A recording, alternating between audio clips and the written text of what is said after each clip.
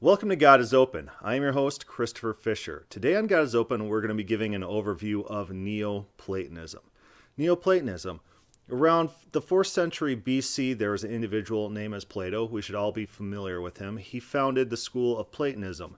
Around the time of Jesus, what occurred was what is known as Middle Platonism, in which Plato's theories, ideas were being developed into some more systematic thought. By the time of Plotinus, around 200 AD, Plotinus really founded this school of Neoplatonism. It's a continuum. It's just not something brand new into history. So he's following in traditions that were already established before him. Plotinus had a teacher, Ammonius Sanctus. As we talked about in our podcast on the ideas of Origen, Origen also was a student, a disciple of Ammonius Sanctus. And so when we're reading Origen, we see a lot of the same ideas, the same concepts that we also find in Plotinus. In Origen, we all descended from the first principle. The material world is a fallen world. And from this world, we need to re-merge with the one. These are ideas in Christian, quote-unquote Christian, philosophy in the works of Origen. And of course, in our podcast on Augustine, or Augustine, Conversions to Confessions, we point out quite accurately that Augustine was infatuated with Neoplatonism. And even his friends admitted that. He said, in your works, Augustine, Plato is, and Plotinus is mentioned constantly. It's everywhere and always implied.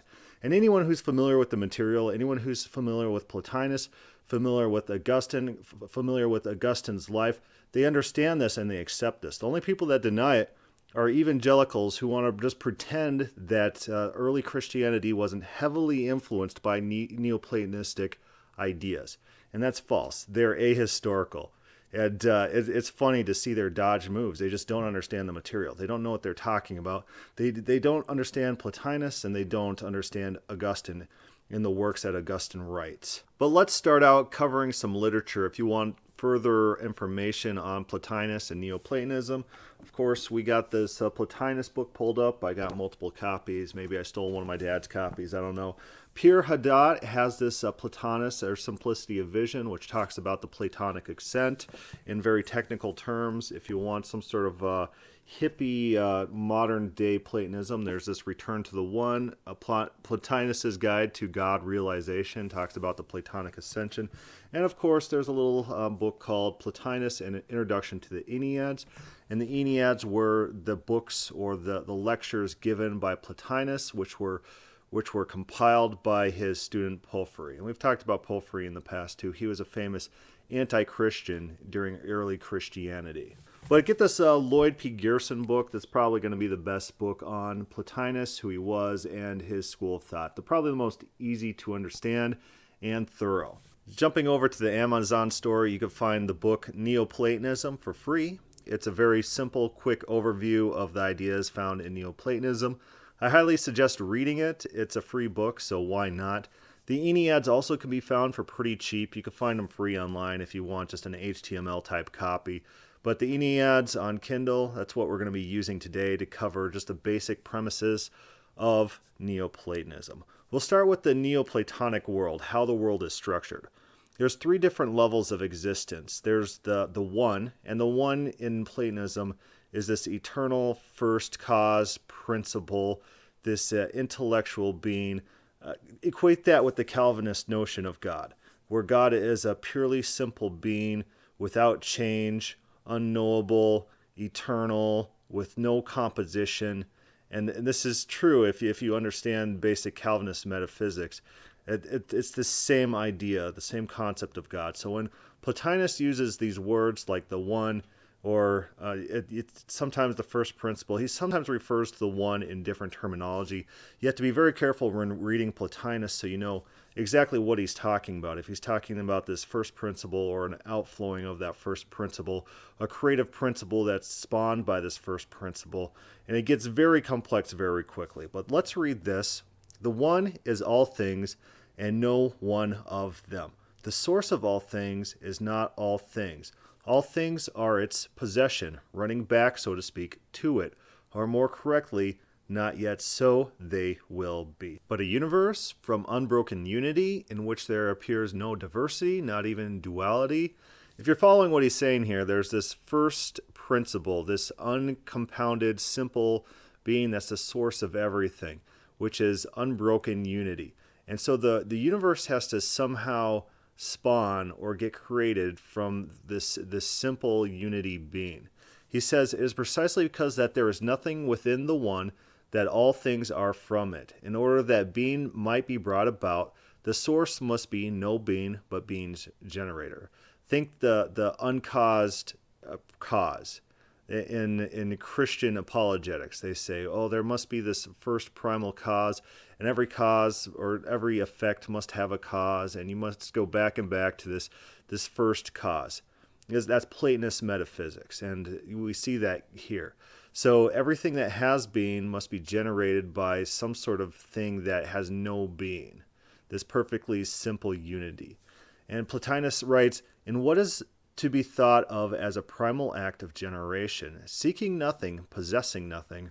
Remember, in Calvinist philosophy, God doesn't need anything. God can't gain anything. Gaining anything would mean less than perfection. Same stuff as Platonism. The same ideas. It is Platonism. It is Platonism. If God gains anything to himself, then he was lacking before, and he's not perfect perfection, and he's not perfect simplicity, because to gain would cause composition, and it just undermines the whole metaphysics that are set up by Platonism/Calvinism.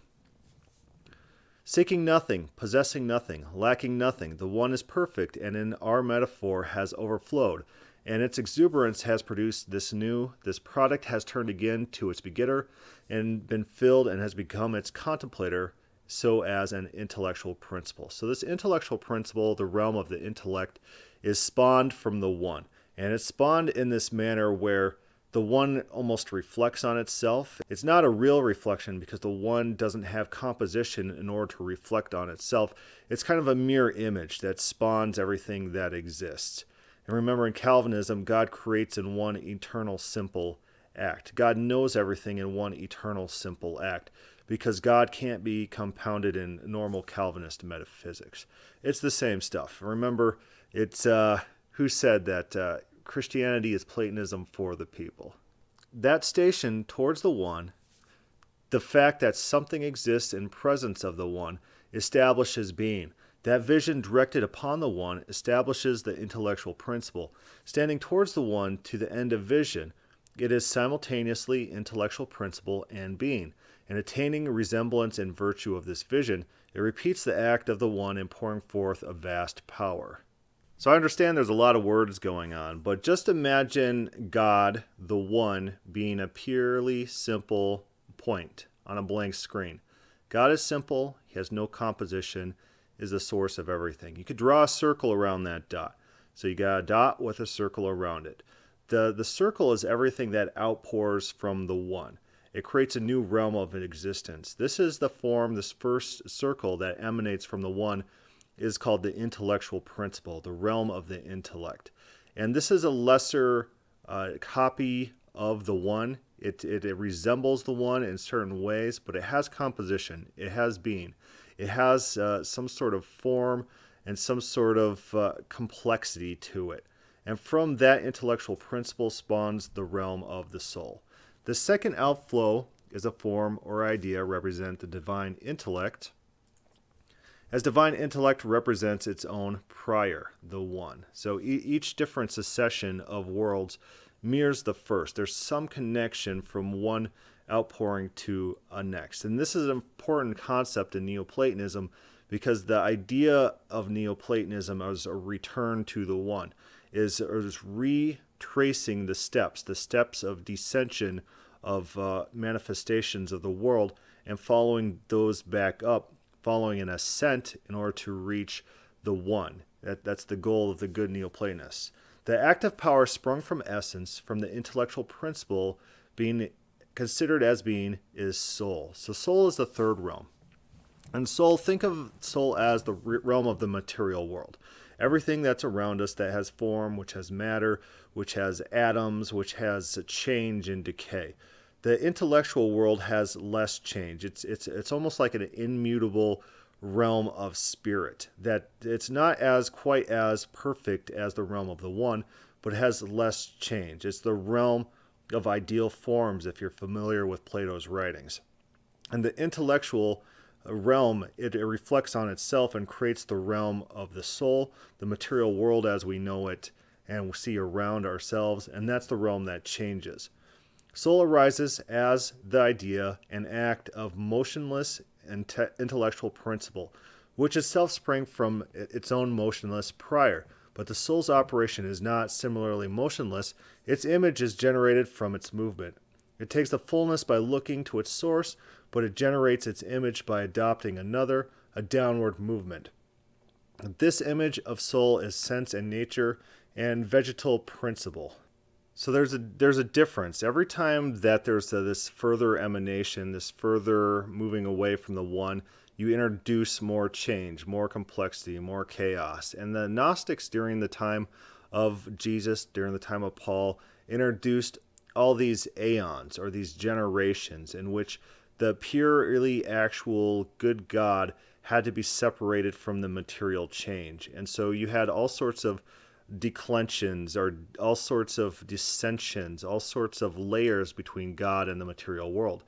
And they thought in this way that they insulate God from decay, change, corruption by adding these insulating layers. That's the same idea as what Plotinus is doing here, that isolates God from the changing world. The intellectual principle, the changeless one, insulates him from the changeable world that we see around us. So you got the intellectual principle world between, acting as a buffer between God and the changing world. So backing up in the works of Plotinus in the Aeneads, he talks about our souls, and each individual is imbued with some sort of divine spark, as the Gnostics would say, some sort of divine element, which connects us to the previous realms. There's this idea that each of the realms intersects in some sort of way, and we have to follow those intersecting ways in which those realms connect in order to return to the one. Reading Plotinus, since there is a soul which reasons upon the right and good, for reasoning is an inquiry into the rightness and goodness of this rather than that, there must exist some permanent right, the source and foundation of this reasoning in our soul. How else could such any discussion be held? Further, since the soul's attention to these matters is intermittent, there must be within us an intellectual principle acquainted with the right, not by momentary act, but in permanent possession. Similarly, there must be also in the principle of this principle its cause, God. This highest cannot be divided and allotted, must remain intangible but not bound to space. It may be present at many points wheresoever there is anything capable of accepting one of its manifestations.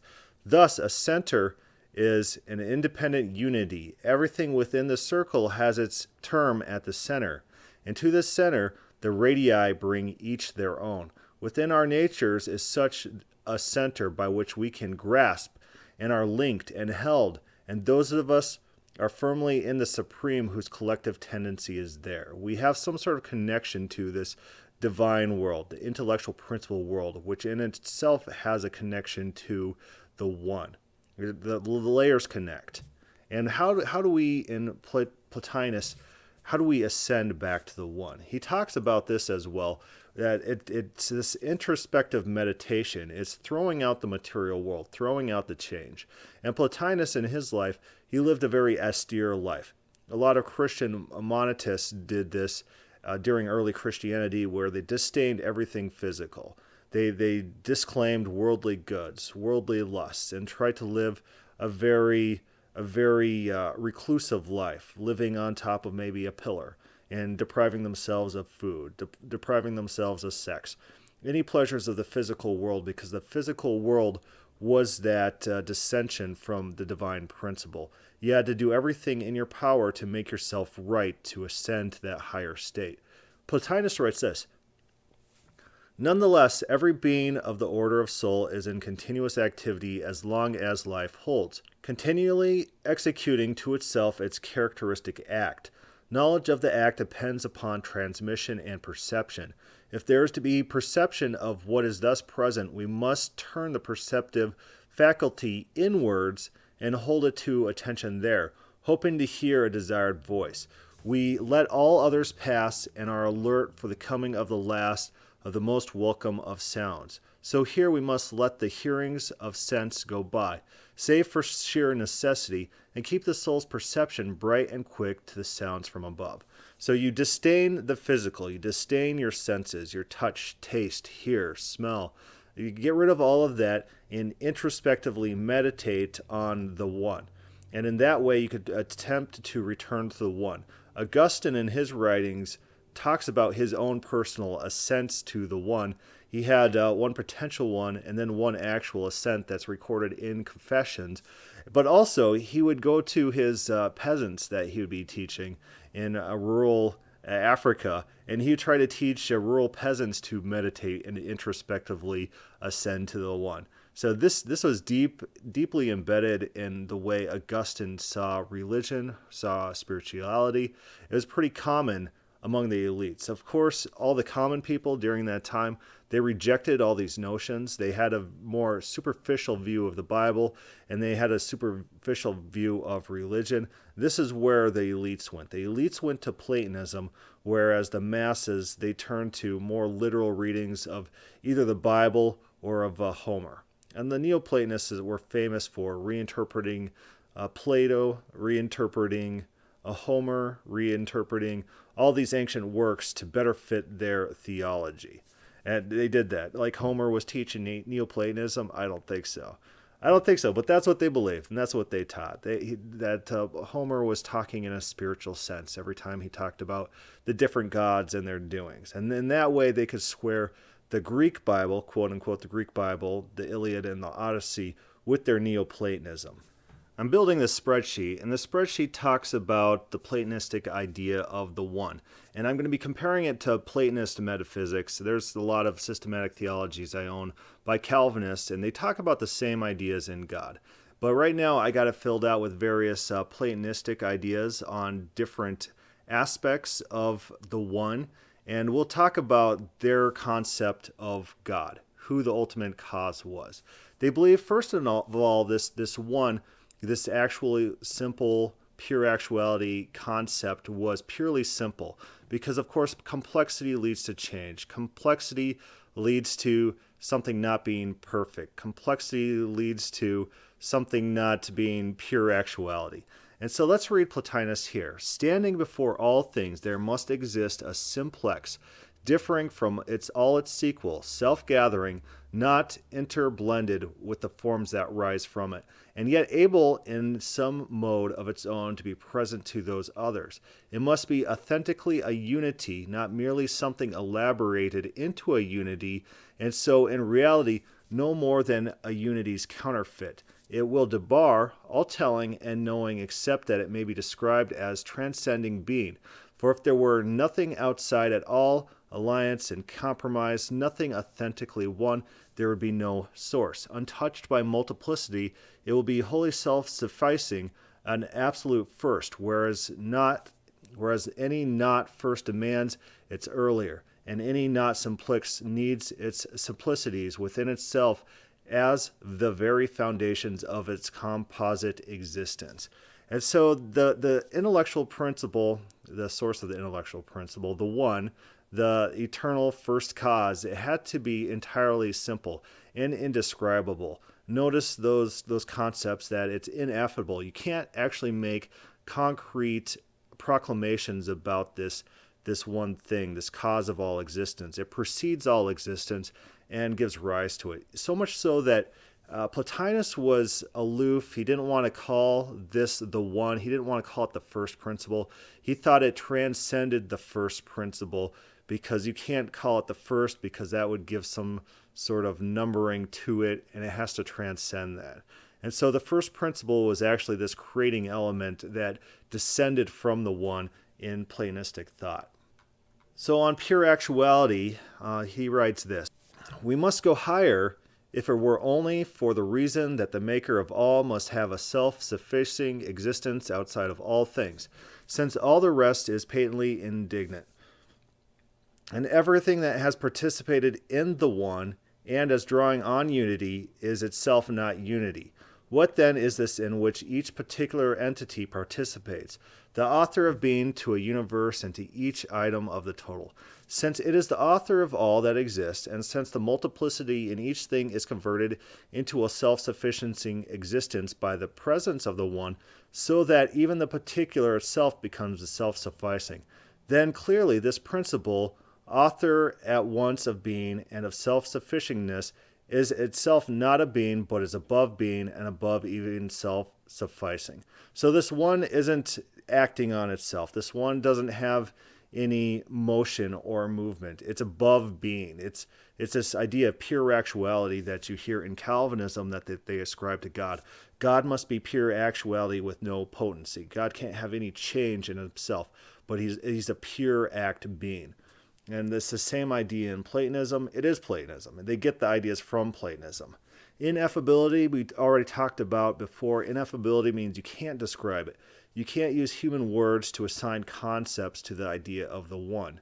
Also a very familiar theme in Platonist metaphysics. You can't make any positive pronouncements about the nature of God. Everything's above cognition. Everything's above what we can reach with our intellects.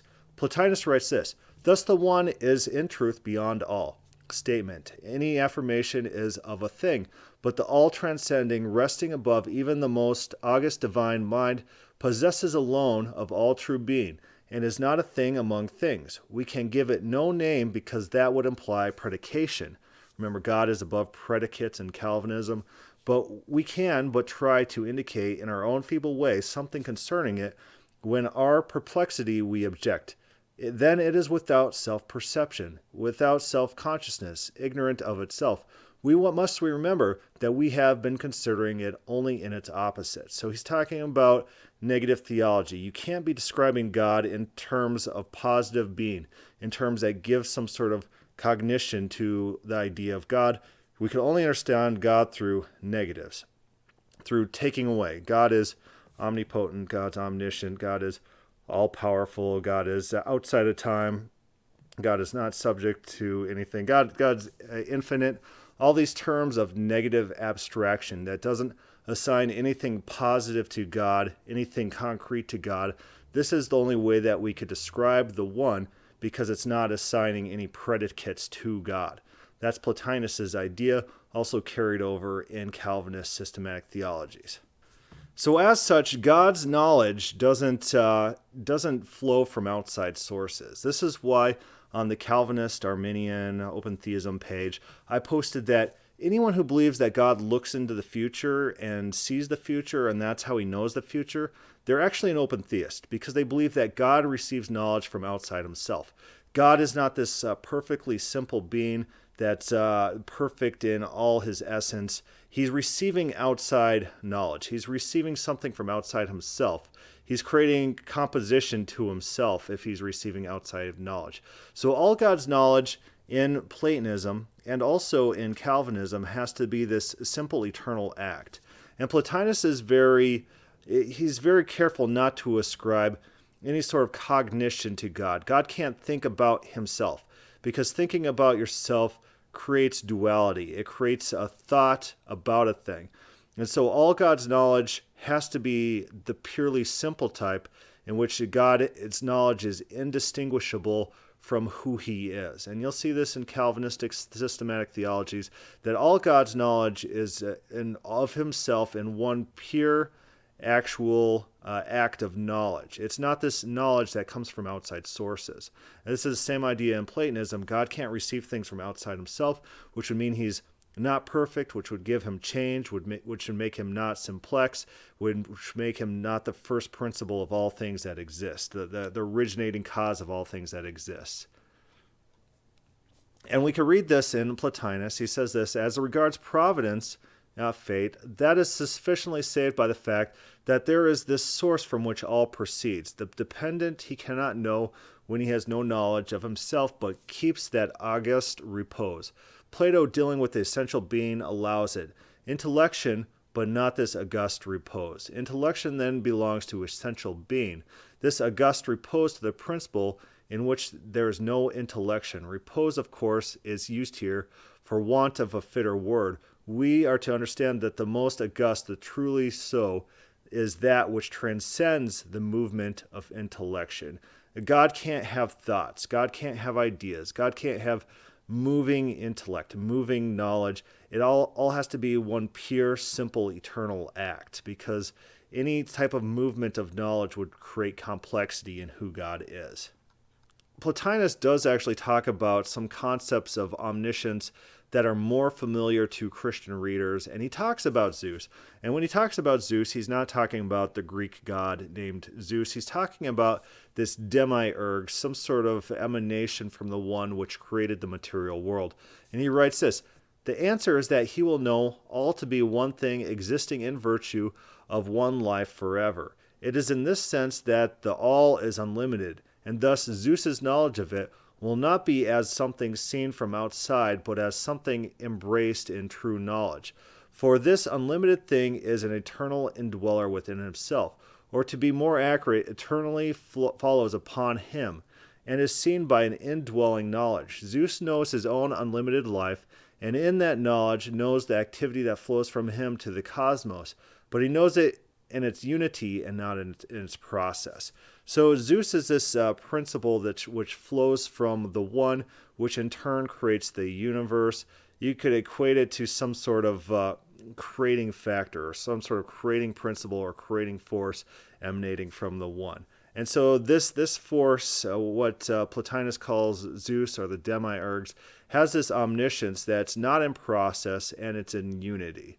And it's cognition, so we could describe it in some sense, but it's not the same type of active omniscience that was already described to the one, which it's an internal, immutable, simple knowledge that's equal to the one, that's indistinguishable from the one.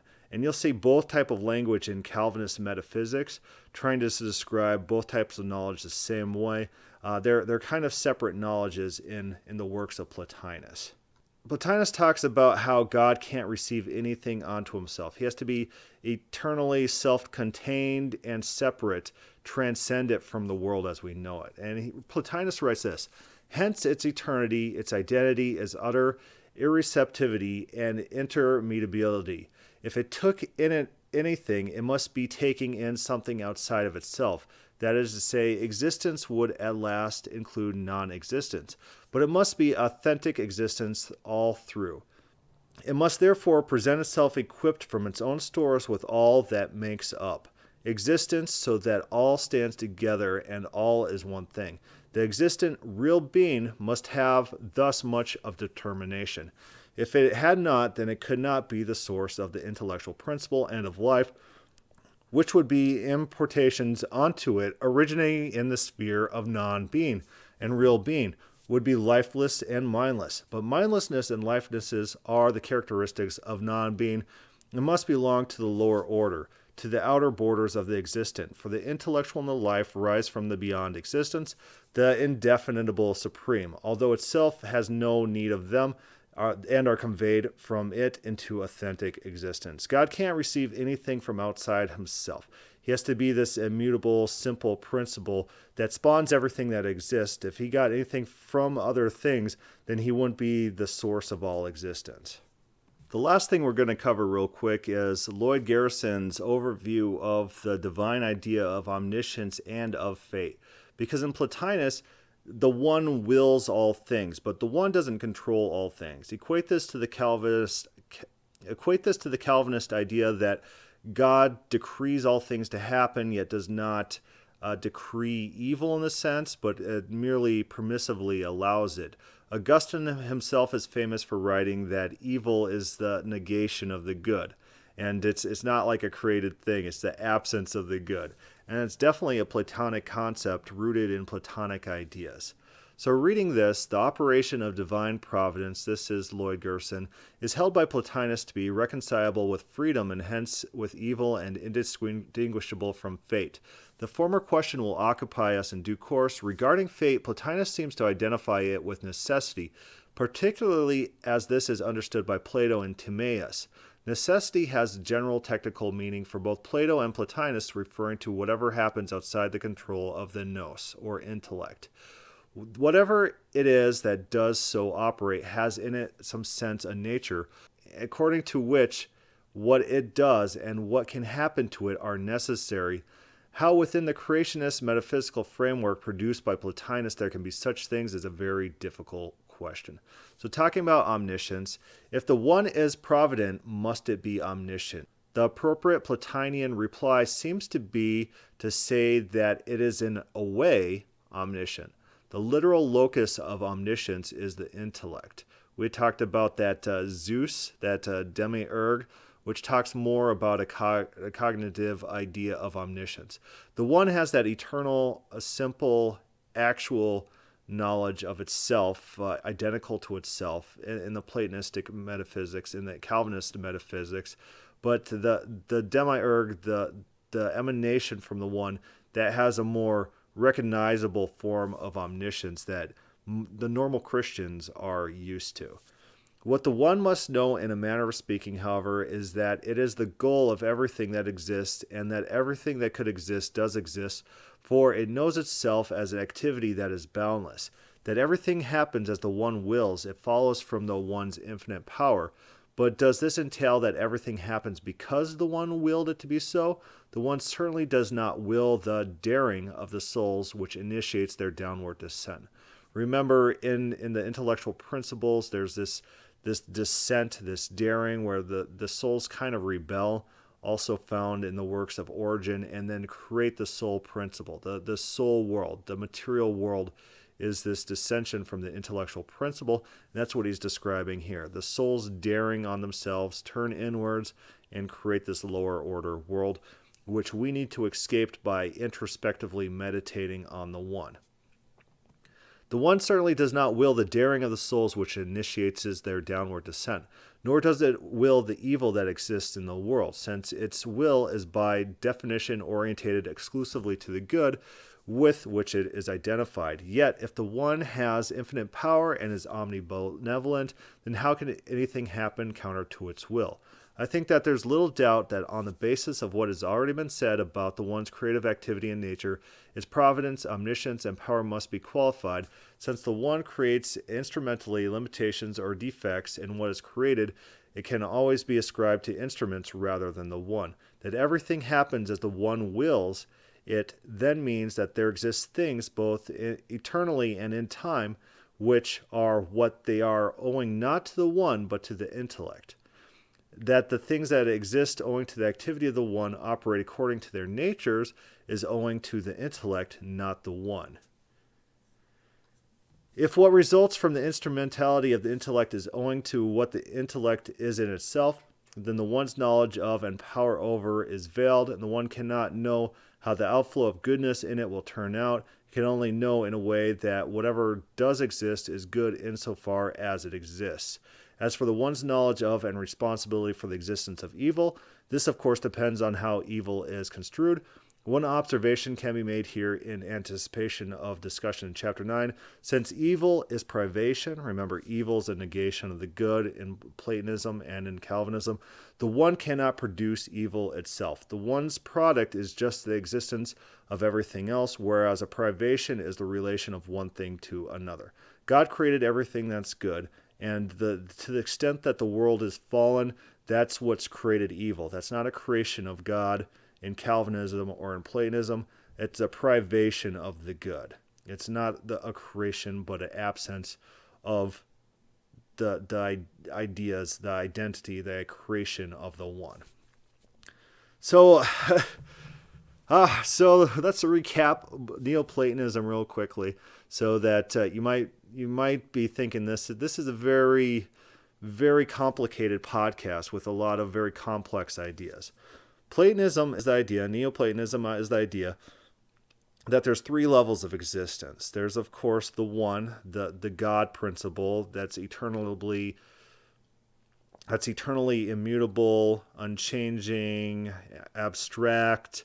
It can't be quantified. It's timeless. It has no predicates. It's immutable. it's perfection. And from that flows this realm, this spiritual realm. A lot of Christians would refer to that as the spiritual realm, but it's the realm of the intellect. And from the realm of the intellect, the realm of the material world is created. And the realm of the material world is the lowest realm, the realm of the soul, and where the corruptible, changeable things dwell. And the goal of a good Platonist is to reascend those levels of dissension and try to move from the realm of the soul to the realm of the intellect, and to move from the realm of the intellect to the realm of the one. And the one is the Calvinist concept of God and has all the features that we see in modern day Calvinism. Of course, Christianity, as been famously stated, is Platonism for the people. And you really see that in Christian systematic theologies when they adopt these ideas, and they literally do. And a lot of people don't understand Christianity. They don't read systematic theologies. They don't understand that they read these terms, they read these definitions in Christian systematic theology that just mere Platonism, just pure Platonism, and they skip over it. They read it, it goes in one ear, out the other. They don't understand what they're reading. And you'll see that. You'll start picking that up if you're attuned to what Neoplatonism is and some of the key concepts that we find in Neoplatonistic thought. So hopefully you stuck with me to the end of this podcast. Kudos if you did. If you have any questions or comments, send that to godisopen questions@gmail.com. Thank you for listening.